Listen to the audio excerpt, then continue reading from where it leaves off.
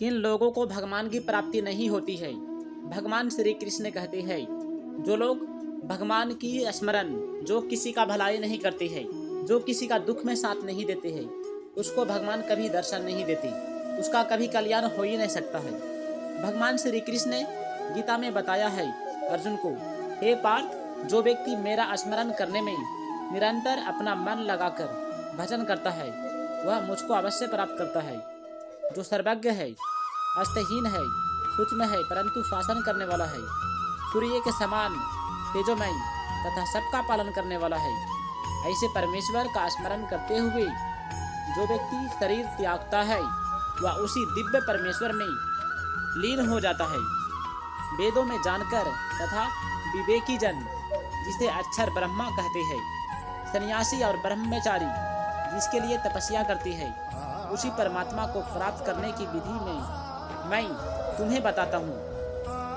भगवान श्री कृष्ण कहते हैं गीता में, योगी सिद्धि को अपनाते हैं, इंद्रियों को सब ओर से रोककर मन को हृदय में तथा प्राण वायु को मस्तक में केंद्रित करके जो व्यक्ति अक्षर ब्रह्मा ओम का चिंतन करते हैं और चिंतन करते हुए श्वास प्राण छोड़ता है, वह मुझे प्राप्त करके मुक्त हो जाता है।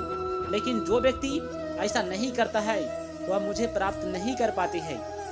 हे धनंजय, जो निर्मल मन से नित्य ही मेरा स्मरण करता रहता है, उस भक्त को मैं तो सहज ही मिल जाता हूँ। समझने की बात यह है कि सर्वलोक आदि सभी लोग नाशवान हैं, उनको प्राप्त करके भी पूरा मृत्यु लोक में आना पड़ता है। केवल मुझे प्राप्त करने के बाद ही जन्म मृत्यु से छुटकारा मिलता है। सत्ययुग, त्रेतायुग, द्वापर युग तथा कलियुग मिलाकर चतुर्योगी होती है। 1000 चतुर्योगी जितने पर ब्रह्मा का एक दिन होता है, इतनी ही लंबी एक रात होती है।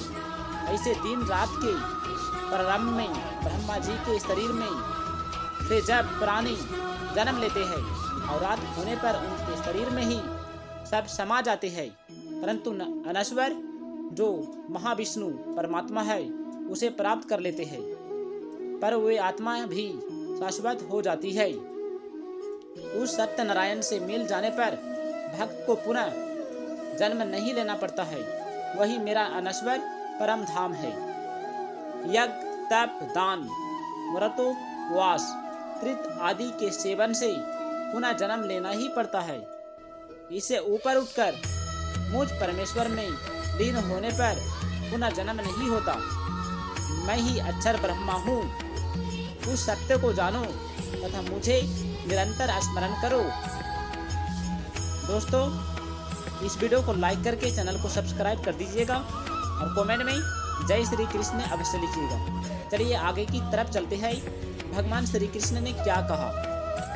जैसे एक ही जल, परमाणु, भाप, बादल, वर्षा की क्रिया, बूंदे और ओले बर्फ के रूप में भिन्न भिन्न दिखता है, पर असल में एक ही, इसी प्रकार एक ही परमात्मा ब्रह्मा, अध्यात्म, परम, अधिभूत, अधिदैव और अधियज्ञ के रूप में भिन्न भिन्न होते हुए भी तत्वत एक ही है। अधिभूत स्वामी, अधिदैव परमेश्वर, अधियज्ञ यज्ञ प्रमुख, सत्य और असत सब परमात्मा ही है। परमात्मा न तो सत्य कहे जा सकते हैं और न असत। परमात्मा सत्य भी है और वो सत्य भी है। आइए अब आगे जानते हैं। सत्य असत दोनों से परे भी होते हैं।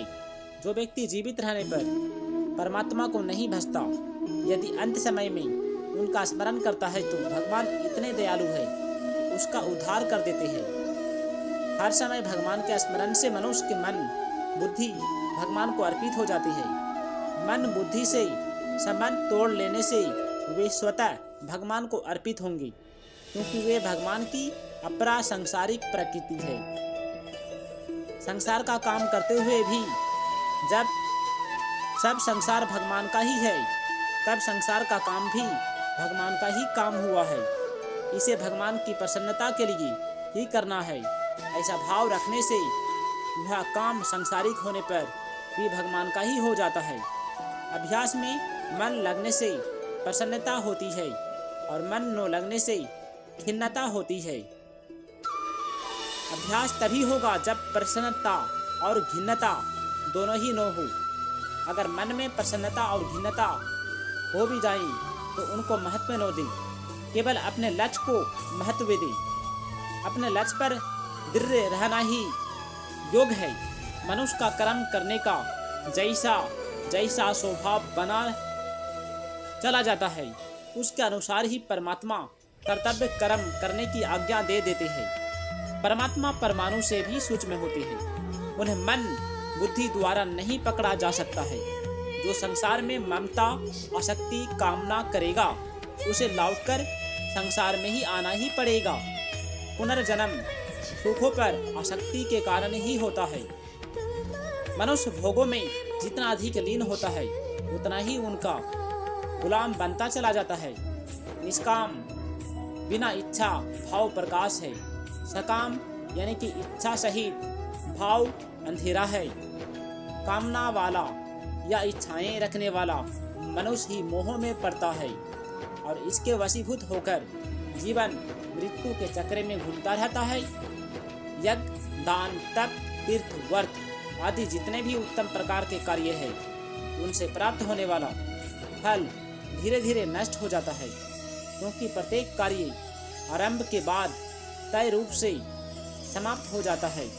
इस समाप्ति के साथ ही उसका फल भी समाप्त हो जाता है।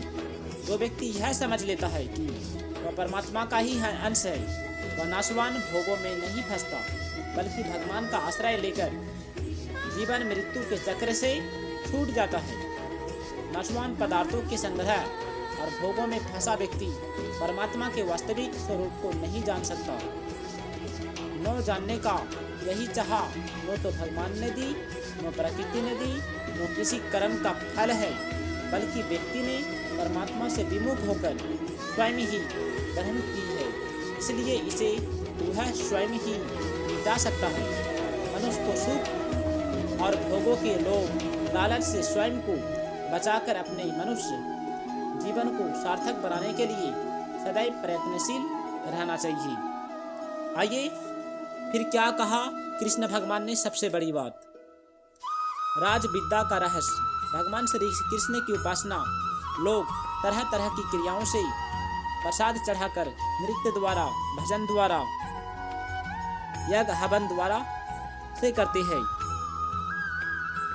भगवान श्री कृष्ण ने कहा, अर्जुन तुम मेरे प्रेमी भक्त हो, अतः जो गोपनीय राज विद्या रूपी ज्ञान है वही तुम्हें समझना चाहिए। उसे जानकर तुम पुनर्जन्म के चक्र से सदा के लिए छूट जाओगी। दोस्तों, यदि आपको वीडियो अच्छा लगा है तो इस वीडियो को अवश्य लाइक करना।